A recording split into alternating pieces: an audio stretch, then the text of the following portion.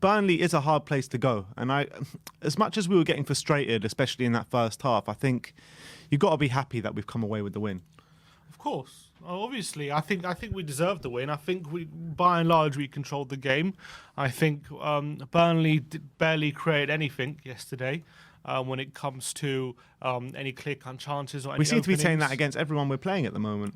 Yeah, I think defensively at the moment, I think ever since the start, except for that period where we were getting battered 3-0, 3-0, 3-1, apart from that period, we have been pretty solid at the back, even at the beginning of the season, where we everyone complains like, yeah, we didn't have the best performances and stuff, but we actually did have quite good defensive performances, and I think that's carried in saying on. that Skip has played in every single one of those games. Yeah, that we've looked defensively solid in. He's been the anchor.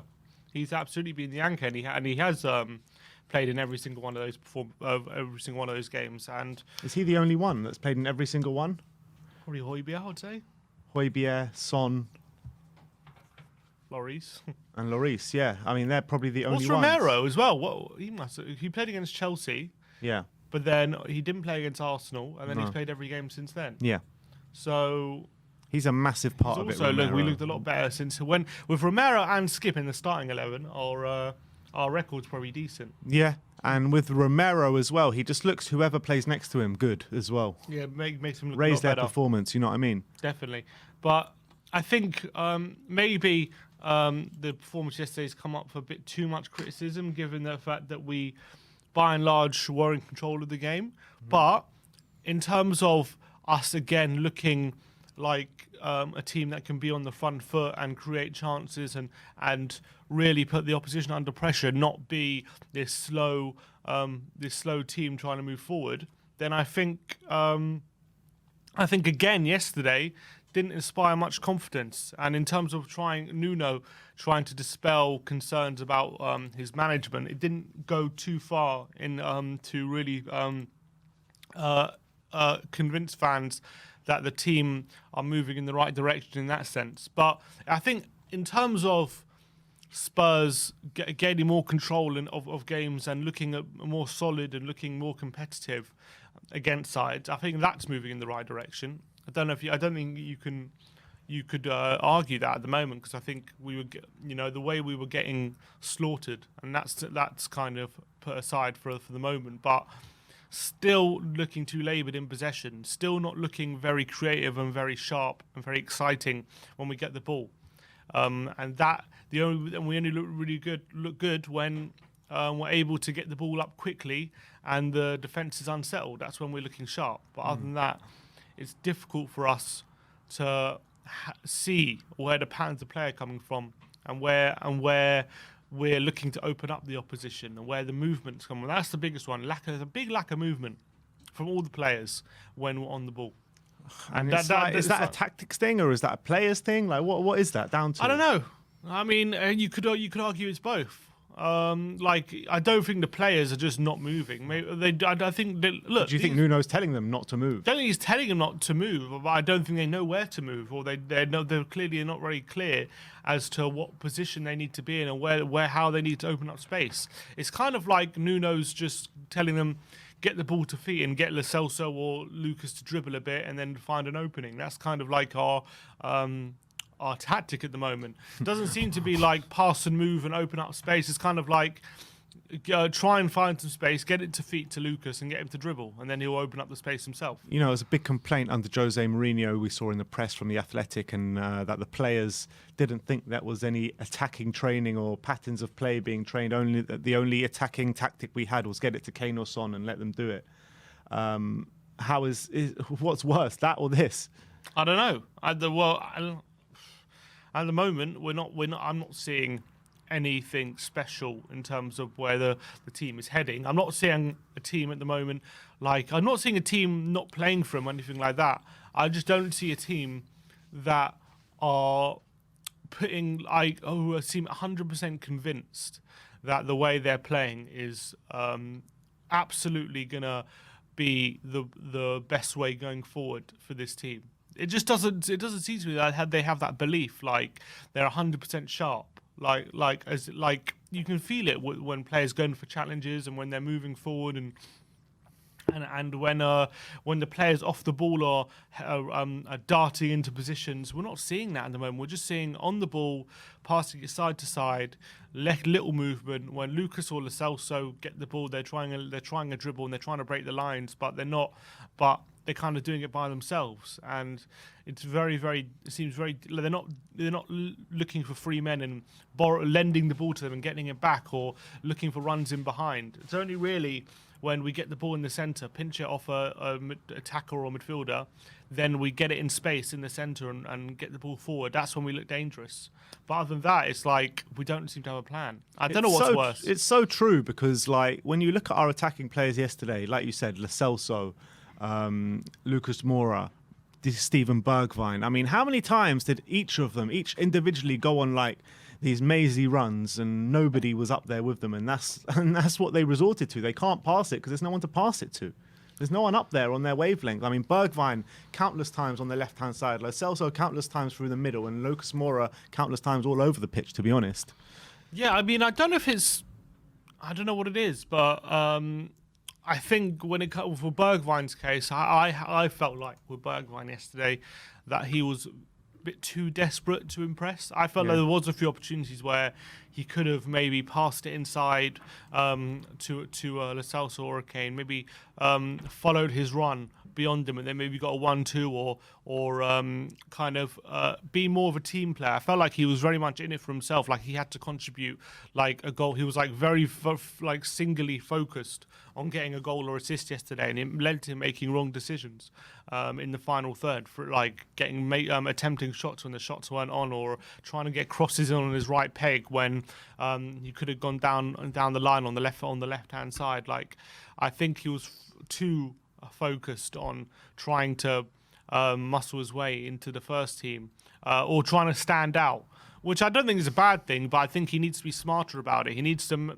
remember football's a team game. It's not an individual game, and as much as you want to press individually, the way you're going to help yourself is to be part of a coherent front line, which is like fluid and creating chances, and not just trying to always force the issue. That's where it seemed very forced a lot of the time at Bergwijn, trying to go take options which weren't on, whereas he could have maybe laid it off and then wait for his opportunity. I think there were some times like that where he definitely could have made the better decision, but there were a lot of times where he was just fighting a lost cause, just literally just running with no one around him.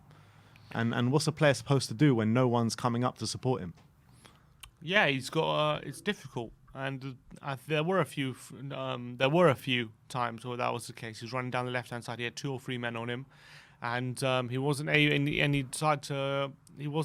have much support. He wasn't able to lay off to anyone. In those scenarios, you just got to do the best you can. But I think the majority was what I'm talking about. I think that was the majority of cases. I don't think it was the majority of cases he couldn't have held the ball up or found someone. He always decides to go alone, and I think that that's because he's had an injury, and he's desperate to impress and get back in the team, and that's what you want, and that's his ambition. He's been taking a lot of flack from the fan base on social media and stuff like that since the performance last night. Do you think that's warranted? Sorry, who's? Bergwijn. The flack. I mean, he didn't play well, I don't think. So when a player like Bergwijn, who's rarely getting goals and assists at the moment, when he's not playing that well, he's going to come in for a bit of flack. I don't think anyone saying he should never play again or anything like that, obviously that's never warranted. But Brain said it last night. Yeah, I know. I mean, come on. Like, look, I understand patience is short in this day and age, but I really believe once Bergwijn could get going in that front three, and really, if we can find the best way to play him, he can be good for us. I really believe that. So we just need to be a bit more patient with him, because there's a lot of circumstances since he's come. I don't think he's this terrible player that people make him out to be. He just needs that bit of confidence and a breakthrough to really see the best of him. And another player who a lot of people paint a bad picture of, Giovanni Lo Celso. There's been a lot of flack coming in for him this season and last season for Gio. I thought he played really well last night. We both gave him our man of the match from the game last night. Is he showing now that he can be the answer there in the middle? Well, I don't know if he did well yesterday. Did he do enough to oust Ndombele? We'll have to wait and see what Nuno believes. At the end of the day, we still needed Ndombele to come on to seal the win. But I think. Do you think his performance last night was better than Ndombele against West Ham? Probably, but I think he had an easier task than Ndombele did. That's true. Against West Ham. Like, I think if you put Lo Celso in that, I think, and Ndombele against West Ham, I don't think he was terrible. I think he did some really good stuff, and he was again the only player really trying to do something different and ask different questions of that West Ham backline, and he came off a few times, but unfortunately it wasn't enough. But would Lo Celso have done much better? I don't know. It's hard to say. West Ham are a very solid unit. Lo Celso yesterday had a good game. I thought he, again, playing behind the striker, I thought he was the only one trying to take the game to Burnley and really trying to force the issue, trying to come up with Lucas, creative. I'd say Lucas would be in that category as well. Yeah, but I think Lo Celso had a bit more guile about him. He had a bit more like trying to accurate final third passes and quick passing. Lucas had the dribbling. I think Lo Celso had the had the ability to break them down and actually find those passes in between the lines, which was really positive. And he was looking sharp. And I was really happy. He should have scored that chance he got. Should have probably got an assist as well when he played through Harry Kane. Was involved in the build-up to the goal as well. So I was happy with his performance. And it was interesting in the when Ndombele came on, Lo Celso was a bit further back and Ndombele went a bit further. Well, it was a bit of a 4-3-3 actually when it both came on. And maybe that's a view to somehow getting them both in the side. But it's difficult to get them both in when you have Skip and Højbjerg there. Who do you drop? So it's difficult to know how exactly Nuno fits them both in. I would like to see them play when we're playing a side against a low block side, something like that, at home, you know what I mean? Maybe when Burnley come to the Tottenham Stadium, you know, put Ndombele, Lo Celso and maybe one of Skip or Højbjerg in the middle. I think that could be a good option. But when we're playing a tougher team, you need both Skip and Højbjerg in there, don't you? Yeah, I think that's just the nature of our team, unfortunately. We need that solid base, otherwise we end up getting exposed way too easily. At least Skip and Højbjerg, they mask what in our team, how easily we can be got at in the back four. So we need them when we're playing against quality players, because they're the only protection we have. Otherwise, again, as we saw last year, it's just too easy to get into our back four and play around our midfield. Would I want to see Lo Celso on the weekend? I mean, I wouldn't complain about it. I think he's done a good job, but I think Nuno will probably just stick with Ndombele still. I think Ndombele is just slightly ahead of him just now. Yeah, but I think Lo Celso's had a few good cameos. I know Vitesse wasn't the best game, but I think he came on in against West Ham. Obviously, he only had 5 minutes, but who was it he came on against? Against Villa, he came on, played very well. He played a good game yesterday, so hopefully his performances are stepping up in the right direction. Yeah, definitely. And one player I want to talk about is Harry Kane. Another poor showing last night. How do we fix this issue? I mean, do we persist with him? Do we take him out of the team for a game or two? I mean, what do we do? I just think we have to persist with him. I think we have to, unfortunately, because if we're taking if Bergwijn was knocking on the door, we would have at least an option there. If anyone was knocking on the door, we don't have any options. Yeah. It's like, fine, you want to oust our best source of goals for who though? I get it. Fine, you saying Kane's not playing well, which I grant, and you want to take him out of the team. I wouldn't have so much of an issue with it if we had someone to come in who was also firing and playing well. But like you're saying, okay, let's put Bergwijn in. Well, he's not playing well. Gil's injured now, but are you going to put Gil in? Is he ready for that responsibility to get goals and assists, which is what we need? I'd much rather put my eggs in getting Kane better than dropping him for a sustained period and giving Bergwijn a run when he's never really he got one goal last season, you know what I mean? Like he's never proven to be a massive source of goals. Yeah, could it improve Son potentially? But the only way this team is going to move forward is we have both Kane and Son firing. Without that, then there's no chance for us. So yeah. But how do we get Kane firing? That's the point. We need the team dynamic to be better. That's what we need. We need to be better in possession. We need to get him more involved. He needs to obviously up his game, but we also put the team. I think maybe yesterday having Son up front could have helped instead of Kane because of the space in the transition in those couple of moments. But the game against West Ham, I don't see Kane being out of the team and having Son up front with Bergwijn on the left helping in that situation. That's not what the problem was. The problem wasn't Kane up front. The problem was the structure of the team not passing or moving and making opening up spaces and stuff like that. Obviously, Kane is part of that, but it's the team tactics and structure. They need more focus than individuals. I get that, but in the past, last season, when the structure of the team isn't really working, Kane can still provide for us, and he's just not doing that at the moment, is he? Yeah, because we know why. Because he's sick of it. He wants a better team structure. He can't carry the can all the time, and that's what he's been doing. He carried the can the whole of last season, and will still only finish 7th. You know what I mean? They had a worldie of a season, so his best season to date. And we know he's fed up because he wanted to leave. He's fed up with carrying the team all the time and not getting the reward for it. So he clearly wants to be part of a team which is actually structurally not just built around him coming up with something and everyone else gets to take a backseat. He wants more. I think he wants to stop carrying the team on his back and to expect him to always carry the team on his back. Obviously, he's a world-class player, but I don't know. Is asking too much to all the time carry us? I don't know. It probably is asking too much. It's asking too much of anyone, unless you're like Cristiano Ronaldo or someone even like that. Even him. You know what I mean? Right now he probably couldn't, but I think that, obviously in the past couple of years he has been doing that for Real Madrid, for Juventus, yeah, but come on, kind of stuff. No, come on. Look at the players he's had with around him. He's not been just carrying them by himself. Let's be honest. He has done it at not certain to the level of that Kane had to last season. You reckon? No chance. The guy's had world-class players all the time around him at Real Madrid, all the time. He's had some of the best players around him. How can you say he's just carried? I know he's been the best of them. It doesn't mean he himself has carried him. I mean, like how many times have you seen just Ronaldo just pop up with those goals? Those so important goals that that completely get them out of such bad situations. It's happened time and time again with Real Madrid, with Juventus, and now with Man United as well. Juventus, he was a top goal scorer, but they only end up finishing 4th.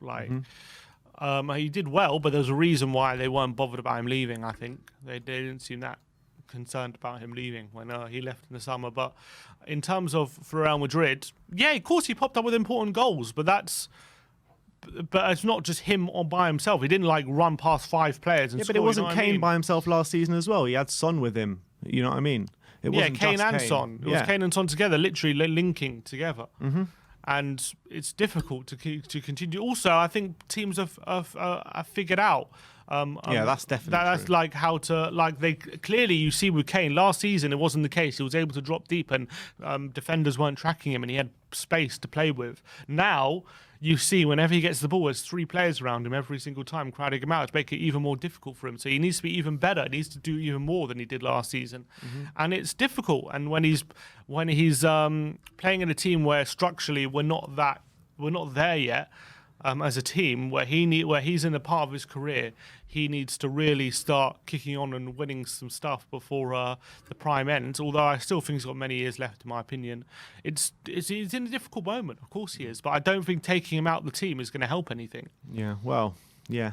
Who knows? I just don't. I just don't. I'm looking at unless you're playing against a maybe on some like on Saturday it might, because we're playing against a team like United who need a win, so they're going to come at us and leave some space. And in that kind of situation, having Bergwijn, Son, and Lucas attacking that space might be more effective. I can grant you that. But games like last Sunday against West Ham, I just don't think it would have helped. I think Son would have been just as crowded out as Kane would have been, and it wasn't just down to Kane being crowded out while we lost. It was the way we lacked any sort of threat against West Ham as a team, not just individuals. Yeah. All right. Well, that is our match review. Just before actually we finish, I just want to talk about the kind of what is it with Spurs? Why can't we put 2 passes together? Why is our passing so off? Like in the first half yesterday, how many passes did we actually put together in a row? Like more than, I don't even think we put even more than 3 passes ever in that first half yesterday. Yeah, I mean, it's we're very easy to play against. Very easy. We're not making runs in behind. Everything's in front of the opposition. We're very slow. There's no quick passing. Doesn't seem to be any. Players don't seem to know where to move. So it becomes very, very difficult as to breaking down the opposition. Then it leads to us not looking like we have a clue what we're doing on the ball, and it leads to us kind of looking like we can't pass it together as a team. And like as soon as we get the ball forward, it's like the team presses us, and that's it. We lose possession. It's like or we go long. And we have no way of breaking down the opposition.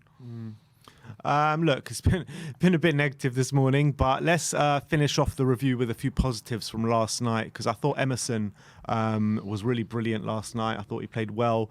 Finally, we got a cross in from a wide position, and that's how we scored last night. I mean, why didn't we do that more yesterday? Why didn't we get it on the flanks? Why didn't we cross it in more? It seemed when we made the subs, all of a sudden, we weren't just dependent on transitions and were able to actually play through the lines when Burnley were settled in their back four.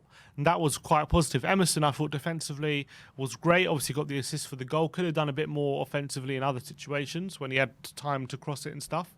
But I think in general, a really encouraging performance again from Emerson. I was very happy with him. And it seemed like once Ndombele and Son came on, it forced maybe Burnley to rethink how to, they were caught in possession a few more times, and we were able to actually break him down once it was settled. And I can show you with a few screenshots, maybe. Yeah, we'll look at that in a second. But let's just finish off this match review, then we'll go into the clips. But the last few players I want to talk about are Sanchez and Romero.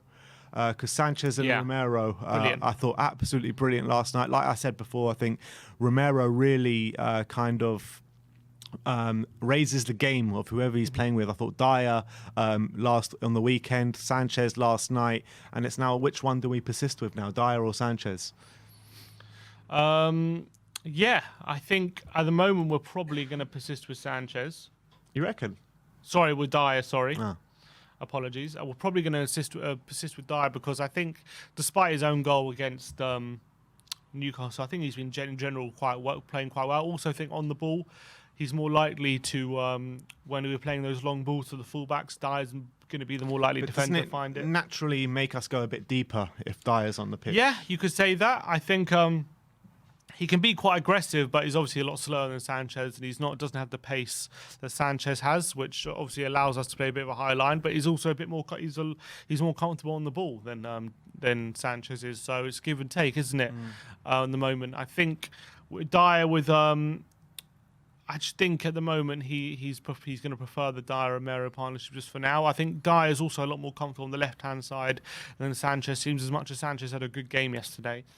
So I think it's going to be hard Dyer. to take Dyer out of the team now. Yeah, I think he's going to persist with Dyer and see how it goes. But I think Sanchez definitely didn't do his chances any harm. And yeah, I mean, would I say a back three is an option? I mean, that means taking out a midfield player, and I can't see who you take out. So. Yeah, I mean, you're not. One option. Skip or Højbjerg, the only one option you could do is play a back three and then play like how Leicester play, back three. Then 3 in the centre and 2 up top. That obviously means taking out Lucas Moura or Harry, or playing Lucas and Son up front and playing. But the wing backs need to be really good if we're going to play that system. Emerson and Reguilon give them a lot more licence to go forward. It could work, but it would be a lot of attacking responsibility for them.